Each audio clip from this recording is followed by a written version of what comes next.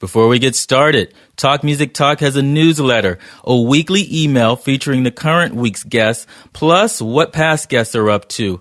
Also, I'll tell you about shows I've attended and new music that I like. To sign up, head on over to talkmusictalk.com, click on the link, subscribe to newsletter, and you are all set. That's talkmusictalk.com. And now for today's episode. Hello there. Welcome to another episode of Talk Music Talk with Boyce.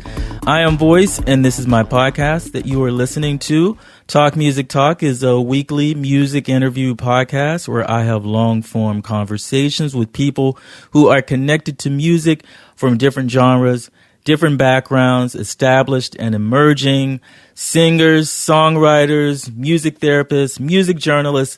And on this new episode, I had the pleasure of speaking to an up-and-coming hip-hop artist, rapper Akinyemi. He is from Queens, currently balancing a music career and being a full-time college student. Had a great conversation with him talking about his process. We talked about his writing lyrics, themes in his work. We talk about what he looks for in choosing producers to collaborate with. And what I found most impressive about him is how he is constantly honing his craft. He is reading to do that. He is studying the music of people that he admires to do that. He had a vocal coach to help with his singing.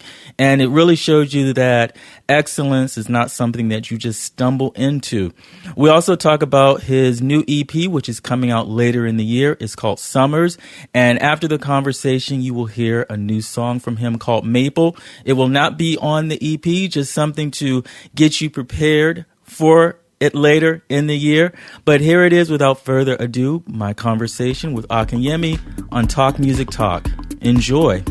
With your music, are you doing any production you do any production or just? Yeah, I do production actually. As of late, I've been really on my production tip. Mm-hmm. What made you start doing the production? I started music as a producer. Okay. First making beats, because my older brother was a MC. Mm-hmm.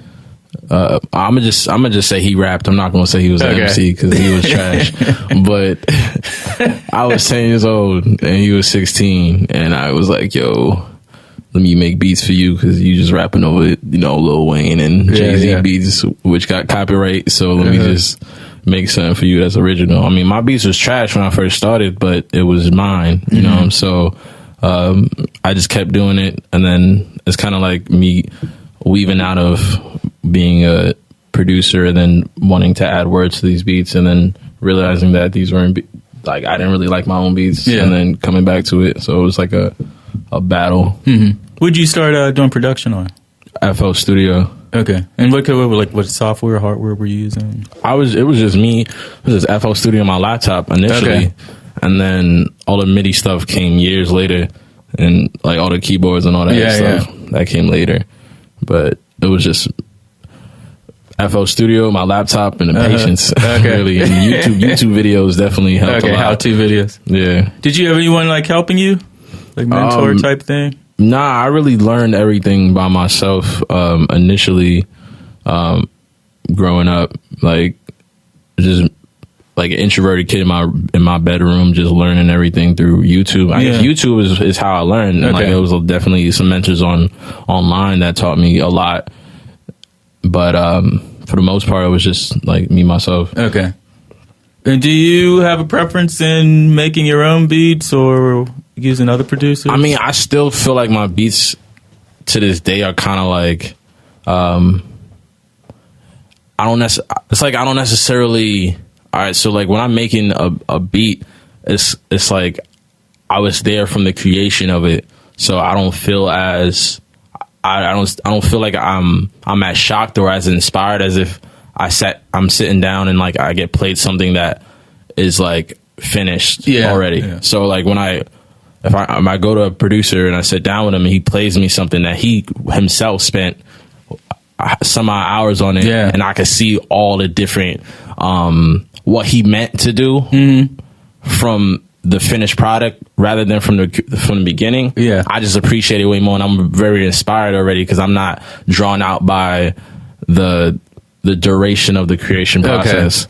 So that's kind of an uphill battle. So I mean, as of now, I like to sit down with producers and be in the same room while they create. But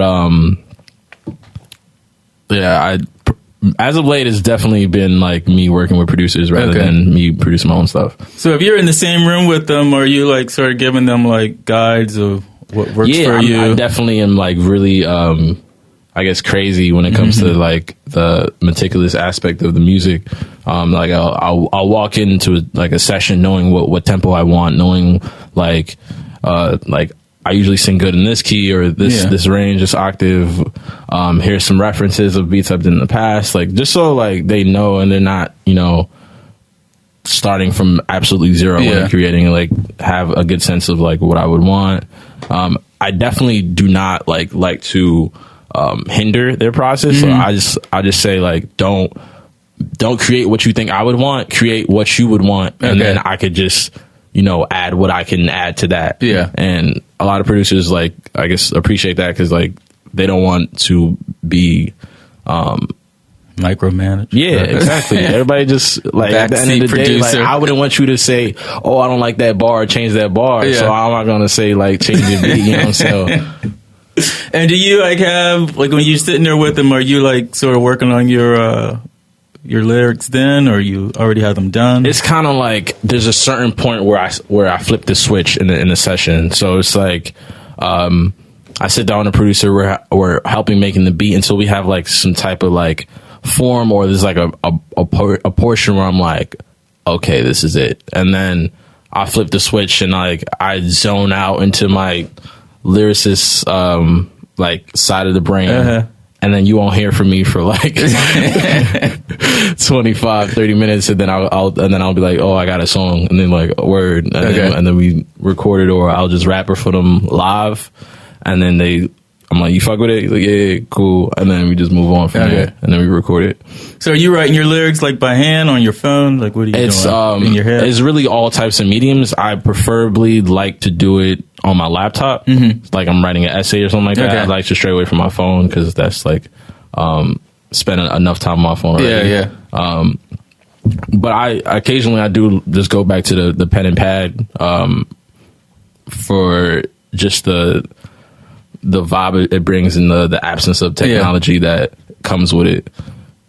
Because I always feel like, okay, you could tell me how it is for you. For writing songs, like I really want to craft the lyrics and come back to them. So it seems like a lot of like when you rap, the people, they do it right then and there. Like, do you ever feel like, okay, I'd like to have some more time with this and polish the lyrics up? Or I feel like I do all that while I'm writing. Like it's definitely a very extreme mental process where all the polishing, and that's kind of where the laptop comes into play, because I write everything on like Google Docs, and I'm able to just, you know, if I don't like a word, I could just replace it. Whereas if I write down with a pen, I'm kind of more wary of, or I kind of don't want to do a lot of edits. Whereas if I write on a laptop, I do. And it's a lot more messy. So, all the polishing is usually done. Like, I don't say like I'm done with a verse until like all that polishing is complete.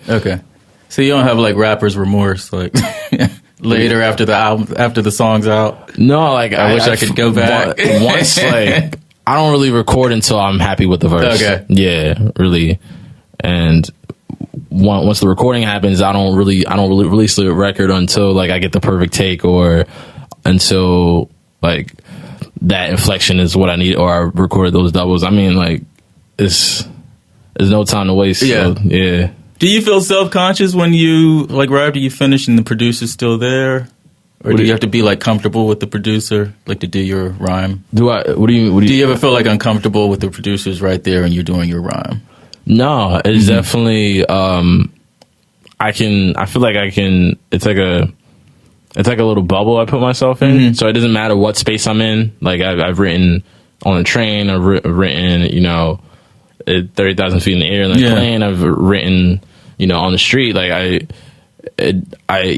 it's more of a mindset than a place that you are or the people that surround you. Okay. And I feel like if you let the people that surround you influence whether you're comfortable or not, then that will always hinder you. Then you'll be uncomfortable in front of a crowd. You'll be you know, so. But definitely the producer is just that's going to even add more fuel to the fire because you have creative vibes that are bouncing off you and him. He's focused on making the beat. You're focused on, oh, dang, he making the beat. All right, let me make these words. And you know, it's kind of like, that's kind of how it is. And it's just a back and forth until you have, the finished product. Okay. And what do you look for in a producer's beat? Like, what do you, what I look for? Yeah. What are you usually drawn to? That's definitely changing every week. But as I started to experiment, I made a funk record a couple of days ago, but it was it's really all about if it sounds good, and there's nothing really specific. Like I try to. The only thing I try to stray away from like extremely trap records or like you know, because I get bombarded with those type of beats like those are just very generic to me, and I just try to do something that's very different and out of the box, and just I guess heightens your senses a little bit. And is there like different themes you find yourself like writing about? I write a lot of dark music, I feel, and I write a lot about time, and I guess love songs as well. Yeah, those three specific things for some reason. Why do you think you write about the time and the dark stuff? Well, dark music because like one of my favorite influences is Earl Sweatshirt, and all of his music is usually dark, and like Odd Future was a huge influence growing up, and that was the main aesthetic of their music. And I feel because of Earl and like I guess Chum specifically, that song is like really paved the way of how I like flow and the type of beats I want. Yeah. And I just feel like I guess the resonance of my voice usually sits well on like a darker production rather than like a lighter or a major or happier. And in terms of time, time has always been a topic that I feel is easy to not easy, or just it's fun to manipulate, like talking about seconds, minutes, hours, time in your own space, time outside of your body, time, other people's time. It's a topic that's just fun to me. Okay. And when did you start rapping? I guess like when I was 12, so like 10 years ago. That's when I like really started first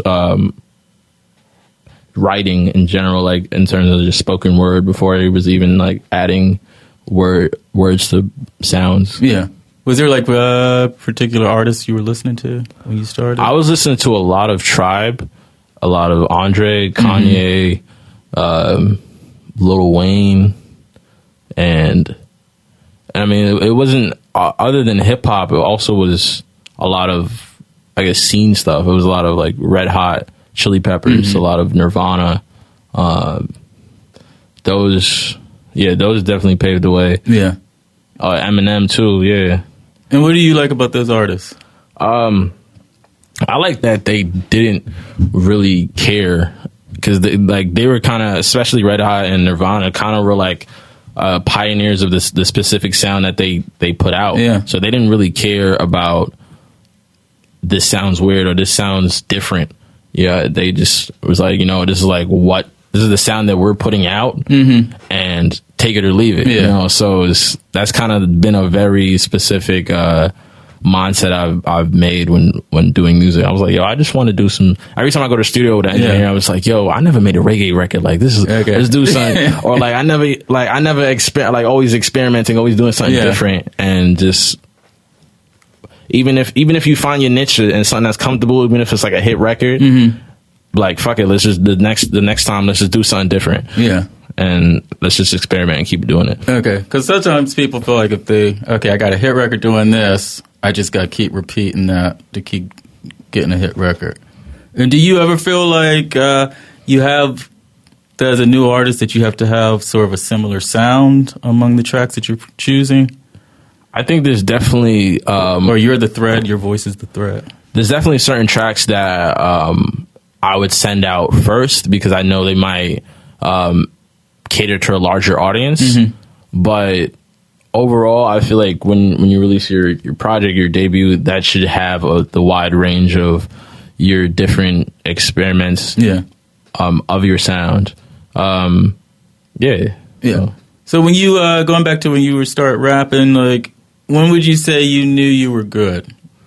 That was like only until like 4 years ago. Yeah, because like that was like the first year of college, and I was doing open mics. And people were like coming up to me and like, "Yo, you were dope. Like, what's all your social media?" I was like, "I don't even have none of that." But it was like making me realize that okay, I'm getting some type of positive reinforcement from it. Because before I was a bedroom artist. Like I was really just making all my stuff in my own room, so I never really had a crowd or people that were telling me like, you should keep doing this. Like, oh, what's your information so I can follow you, keep doing this, you know? So it's like, what you talking about? I was like, okay, this is some, maybe, you know, it was always like a humbling, like, it was always like a humble spirit. It wasn't like a cocky, like, oh, I'm nice, you know, but it was just like, okay, maybe this could go somewhere. Yeah. And then just keep doing it and just keep practicing. And how do you keep practicing? It's just like writing every day or what? I definitely, I read a lot and I do a lot of, I guess word exercises or like mental math where it's like I see words on the street or on signs and I put them together and I like make sentences and phrases and words out of them. I write down any ideas that I walk around. Like I'll walk around humming melodies, and if I like the melody, I'll whip my phone out and get a voice memo of it. I contact artists and musicians, and that they did a certain melody or they had a certain phrase or like they have a specific song that I really like, and I'm like, how did you do this? You know? And I'm always just asking questions, really, and learning and being a sponge to the world, because I feel like even though I've been doing this for, you know, I guess 10 years, but I haven't learned everything I need to learn. I still, this sponge mindset is something I want to have, and you know, until I can't speak anymore. Yeah. When you like hear a record that you really like, are you like breaking it down and then studying it, like how they created that, like what it takes to do that? Yeah. As I'm learning more and more about like the specific technical terms of music, I've been like listening. So on each listen of a song, especially if it's like worth me going back, if it's like a song I really, really like and it's worth me going back, listening to it again and again, I'm breaking down. I'm like seeing how the harmonies are. I'm seeing what key it is, what different synths they used, what percussion they used. How it's mixed, specifically reverb, delay, like really breaking it down and not necessarily copying it, but using it as an influence on future sounds. Okay, and saying like I really like this. For example, like if I have I'm gonna throw Steve Lacy out there. He's one of my favorite artists, but like the way he does harmonies are crazy. Yeah, and the way his vocals are mixed, because they're set into an iPhone, sounds very different. Okay. And like I'll say a certain timestamp of a song and give that to my engineer, like, oh, from 255 to 320. I really like how this hook is spread out and how airy it sounds. Like on my hook of this, can you try to mix it a little bit similar to that? Okay. For me, that's not copying. That's just like, I like the way that sounds. Just do something a little bit different. Yeah. Copying for me is like, oh, these words are dope. I'm copying the exact words. That's gonna be that's my hook. Like, yo, but it's just using it as an influence and seeing how you can experiment your sound like someone else experimented their sound. Okay, got it. And, like a template, and then from there you could just run with it. Yeah. Did you have any musical training background? No. Okay, just all production stuff, self-taught stuff. Always just. I mean, I had a keyboard in my house as growing up, and I would just sit on it. I was and then just learn. YouTube really. I'm gonna go back. That's really taught me everything. It's taught me how to play piano. It's taught me how to make beats. It's taught me how to mix. How to like really just know music. Yeah. And for your, you said mentioned about reading a lot of books. Like, what stuff have you read that you said that shows up in your lyrics? Should I say lyrics or should I say rhymes? Or either or. Just words. Okay, words. Okay. Yeah.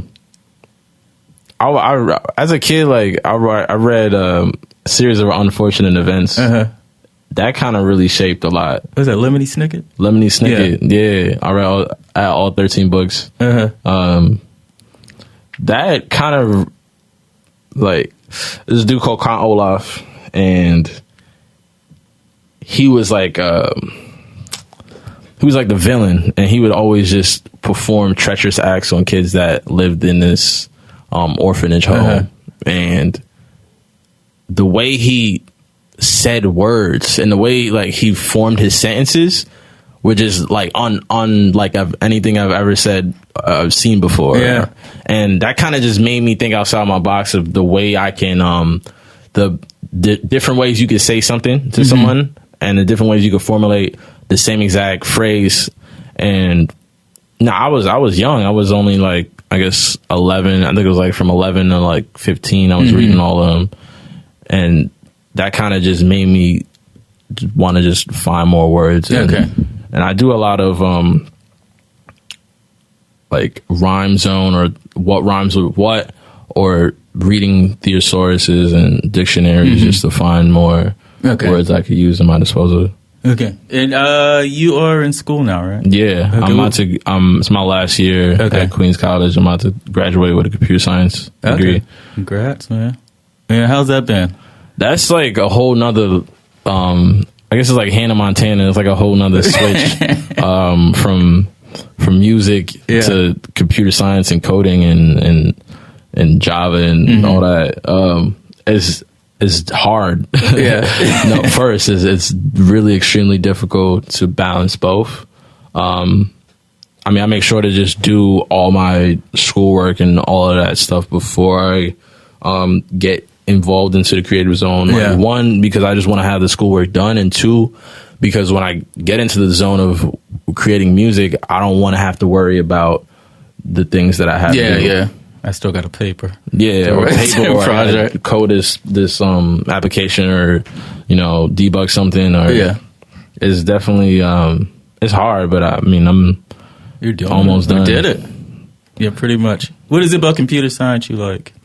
Ever since, like, I guess I've always been a computer guy in my house. Like my mom had something wrong with her iPad or her phone. She called me up or she'll come up to me and say, "Hi, how can I fix this? Oh, my internet's not working. How can I do this?" So I've always just been the person in the house that's been fixing the internet and all that. And then going into high school, knowing I was like computer savvy, I went to a school called Thomas Edison, which is like a career and technical school, and they have like essentially you're in high school, but you have a major. And everyone had different majors or something that they had to focus on. And I chose computer repair. So I got certified as a computer repair technician, and I was like fixing computers and doing all that. And I was like, I'm really good at computers now. Let me just go to college and do the same thing. But I mean, I went into computer science thinking it was like kind of the same thing, but it really wasn't. But I mean, I've grown to like it, but it's definitely like I would imagine like an X, right? And you imagine an X, and you imagine from the left going to the right. So you have the top point of the X and the bottom point of the X. Like the top point entering college was computer science. And the bottom point was music. And as my college career came across, they crossed. And music is at the top and computer science is at the bottom. In terms of what I'm passionate about, I'm definitely like trying to balance both, but you know, I'm so close to being done. It's like, get this degree and just make these raps. Do you want to do or try to do like the computer science stuff? No, I day like job type thing. Could work as a software developer. Yeah. I feel like there's a couple companies that I would want to front end develop for, but it's really like I don't know if I'm gonna have the same creative freedom. Yeah. Especially like working for someone else. Like I know like as a software developer, money's good, and I would use that money from coding and developing and invest that right back into the music. But I don't know. That's a battle. That's a mental battle I think about every day. Yeah, really. And as graduation is coming closer and closer, I'm like, should I music, coding? No. It's something I'm still thinking about. Okay. Well, the music's going good so far, right? I'm trying. I'm really trying. So what do you tell me about? You got an album called EP called Summers coming out later this year. Yeah, I'm shooting for like I'm gonna say August. It's really done and complete. Okay. It's just whether it's time, whether it's time or not. I'm gonna see how the people feel, that they really want it. If they really want it, I give it to them. If they don't want it, then that's cool. And what does Summers say about you as an artist? Or you would like people to hear? Summers show like I feel like the music I put out so far show a little bit of like a little bit of the singing, a little bit of the inflection of the voice, but Summers is kind of like a whole nother level of the experimentation with the voice, and it's showing me that it's me locked in with one producer and showing like how I can lock in with one specific person and grow. It's also very it's like a mellow calming like resonance throughout the entire record, but it's also very conscious and showing people that okay, he's saying something but it doesn't he's saying something but it's not, I guess, boom bap. Okay, because that's because usually I guess conscious and boom bap go together, but the production is a little bit more up than that. Okay, got it. And do you what are you looking for? What do you think is how you've grown in your writing and your rapping, like from now over the past 10 years? I think the majority of the growth has been probably in the past 2 years. And that's just through knowing what I want to say and like how I want to say it. Before I would just rhyme and not really have a subject matter that I'm focusing on. But now I feel like I'm able to, a lot of this stuff comes innate and I'm able to have a little bit more substance to what I'm talking about. I do a lot more research when writing verses just so I can really hone in on the subject matter and say like, okay, the words rhyme, but what are you really saying? Yeah. And that's like the number one importance is just going back and researching and seeing like, okay, this is a fact here and this correlates to this, and how does this being represented? How is this being portrayed? What are people taking from this?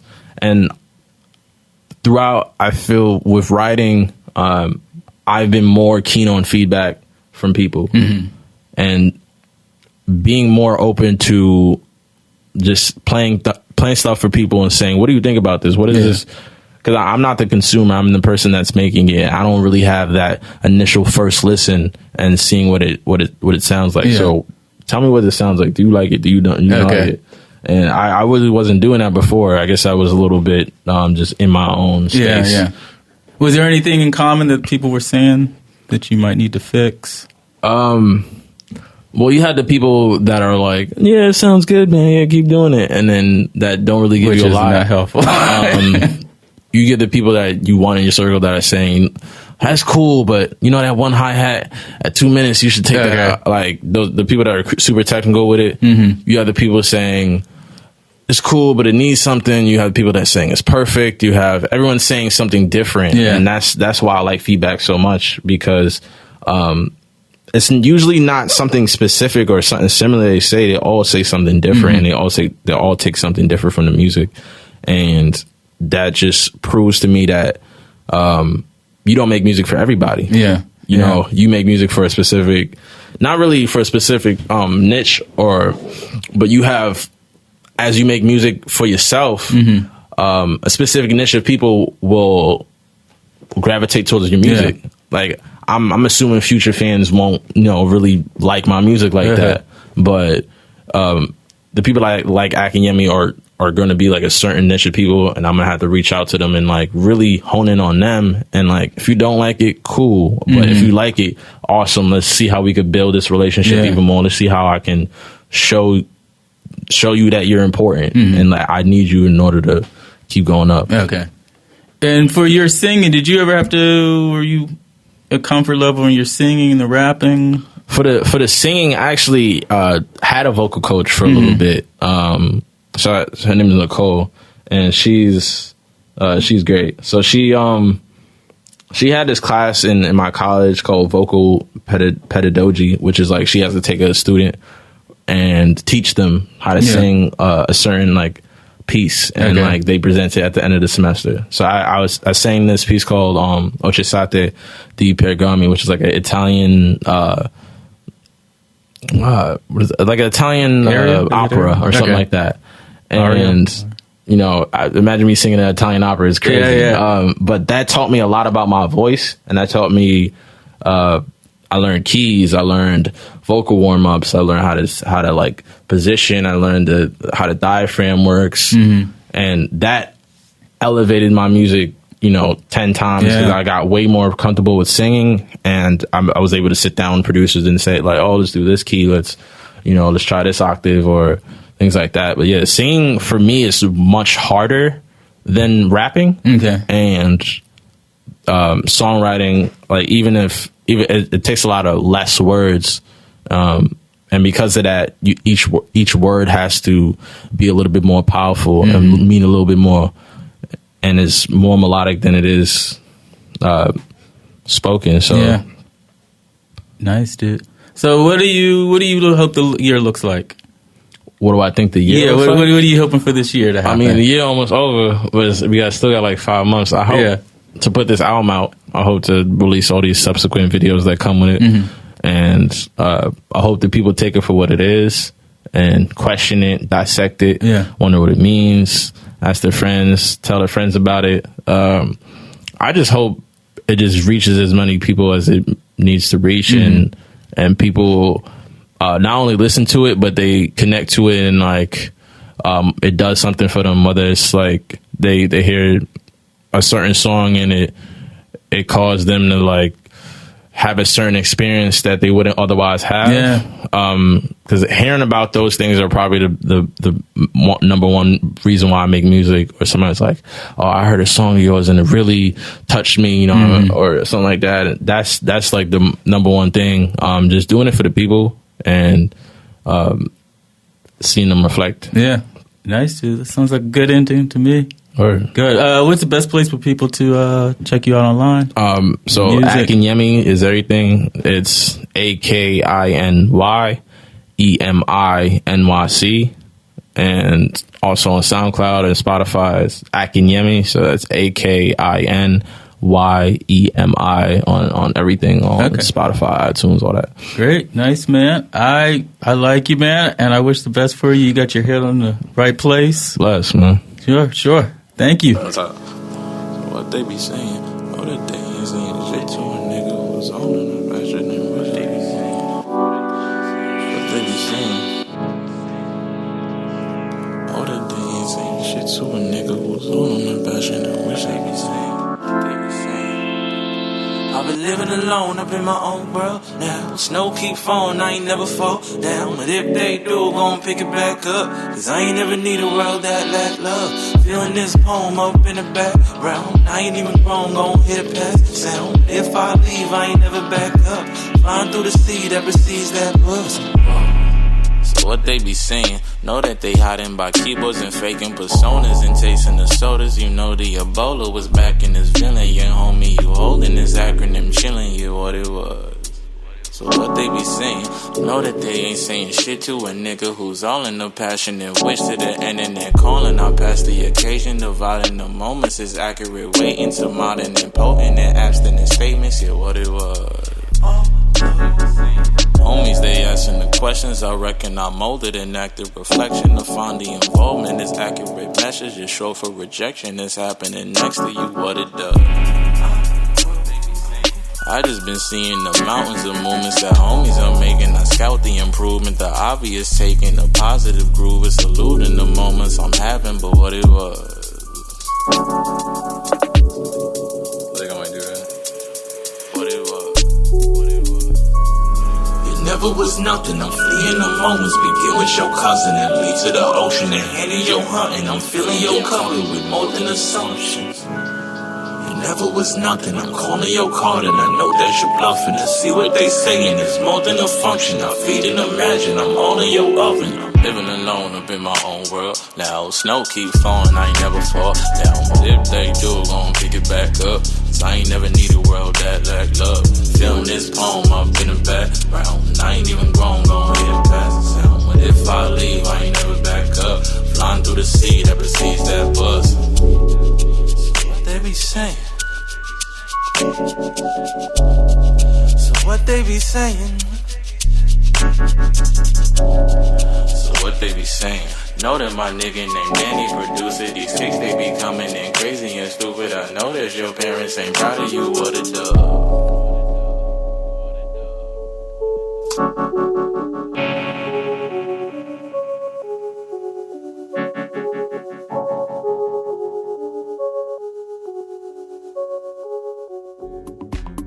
And that was Maple from Akinyemi. I hope you enjoyed his music. I hope you enjoyed the conversation.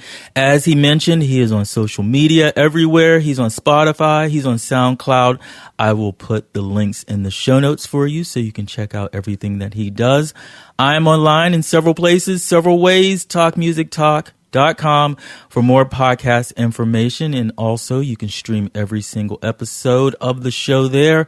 I have a personal website, thisisboyce.com. You can check out the novels that I write and also my music. And if you are on Instagram, follow me there at thisisboyce. Call to action for you: if you enjoyed this episode, you can help me out by sharing it on social media, emailing it to a friend, leaving a 5-star rating and or comment on iTunes, especially helpful on iTunes because it helps grow the audience. Also, there is a Talk Music Talk app for iPhone and Android. You can get it wherever you like to get apps, or you can subscribe to the podcast on iTunes or Google Play and a bunch of other places. Just search for Talk Music Talk. And you can also find the show on SoundCloud, soundcloud.com/thisisboyce. And I have a back catalog suggestion for you. Once you download the app or subscribe to the podcast, episode number 26 with Mel D. Cole, music photographer. Complex Magazine named him one of their 50 greatest music photographers. He is the house photographer of The Roots. Great conversation with him. That's episode number 26, Mel D. Cole. Of course, I will put that in the show notes for you so you can listen for yourself. Thank you so much for listening to this episode. I hope you enjoyed it. Till next time, and there will be a next time. This one's for you, Liz.